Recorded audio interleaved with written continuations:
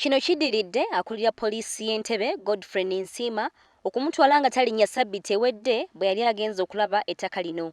Wabula kigambibwa nti yasangawo bakanyama abaateekebwawo mugula ye bayita bazzukulu be okukuuma ettaka ng'ate yagenda n'omuyindi mugula gw'alumiriza okwagala okubba ettaka lino wamu ne bbulooka w'ettaka. Mu mbeera y'ebyokwerinda ffe ng'abakuumaddembe tetubamanyi. Kati tetusobola kukkiriza akagurupu k'abantu abatamanyiddwa si basirikale naye ng'ate bakola omulimu gw'ebyokwerinda ate ffe abakulira ebyokwerinda nga tetukola tetubamanyi.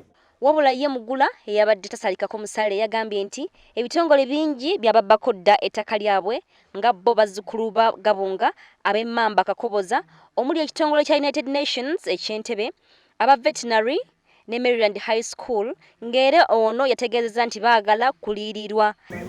Naye ng'ensonga emuleese ya byakwerinda.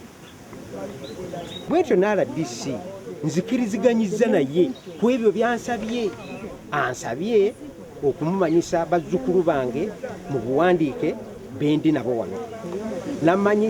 Nsaba mutegeeze ettaka lino nga bwe liri.